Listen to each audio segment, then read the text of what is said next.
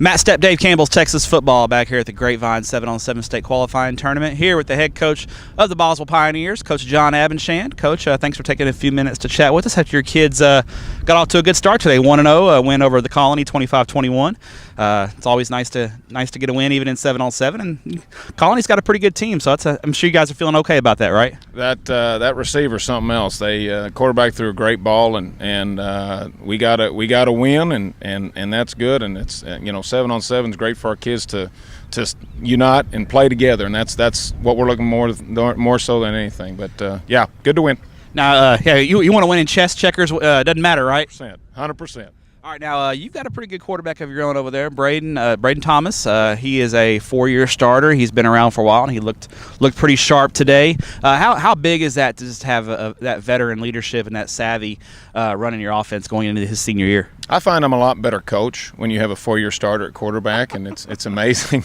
Braden's a special kid. He threw for 5,000 yards as freshman and sophomore, just a dream deal, and then gets injured, and then his junior season was something that he battled. If it could go wrong, it went wrong, and to his credit, I've never been more proud of just the way that he has stood there and faced adversity and handled it with absolute grace, and I'm very proud of him as a coach, and just as watching a kid and a fan of somebody, and that because it could have gone in a lot of different ways, but having a kid like that with experience and with things he's seen, and we've seen the penthouse and we've seen the outhouse, and so we got a really good group of seniors, and so all of them got a lot of experience.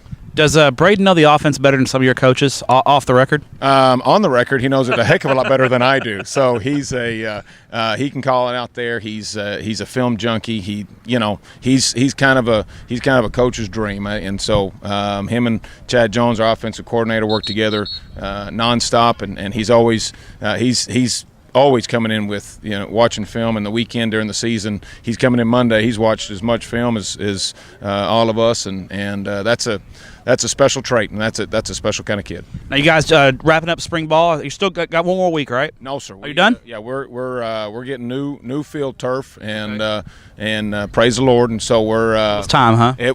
It was time. I'm not going to say a few years ago, but I'm glad we're getting it in. So our district has passed a bond, and it's glorious, and our community has supported it, and so that's going in. So we started middle of April, and I'm not sure we're not going to go with that format from now on, and it just gave us time and helped us with testing and gave kids a break during that time. And so but we had a great spring, had a lot. I felt like we were able to install and correct and do a lot more than we ever have, and I felt like our kids and coaches did a great job, and their attitudes and effort was awesome, and being on time, and just their attendance and stuff that just can drive you crazy in the spring, and I didn't have to worry about it. I was really excited about that.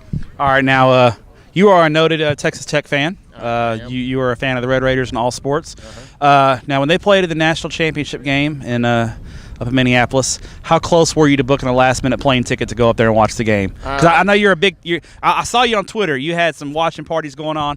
Did the thought cross your mind of booking a plane ticket? Not only the thought, there was travel agents, and there was looking into hotels and flights, and it just came down to – I was so proud of the Red Raiders and Coach Beard, and what a special moment of a bunch of guys playing together, and how exciting just as an alum, but it was close. I thought about you. I was like, I bet Ab is thinking about going up there, and I wonder if Mrs. Ab's going to have to put the kibosh on that thing. She was right there, but there was a community decision. Basically, she said no, and so we decided to stay at the house and watch it, and I had family over, and we had a big time. Can you use that kind of that team concept that Coach Beard has and try to translate that to your kids in the fall? Is that something you and your coaches have talked about at all? Well, what's the incredible message that Coach Beard always talks about is just the intense effort that everybody puts in, and he's taking kids, graduate transfers that can play, but they're buying into a system that he sells, and they play all out, and they play incredible intense defense to where they it's all the time, and you watch them throughout the season and how they bent a little bit in conference and all of a sudden picked up, and it was just because of the intensity and the sacrifice that all the kids made, and it's no different than the Boswell Pioneers, of kids coming from every different background and every different religion and every different color and everything else, and then you got to buy in, and as long as we're all pointing in the same direction, we got a chance. Coach, appreciate your time. I'll let you get back to watching your kids compete, and good luck the rest of the day. Maybe we'll see you down in College Station, and then see you in the fall and come playoff time. That'd be awesome. Thank you, man. Appreciate it. Great.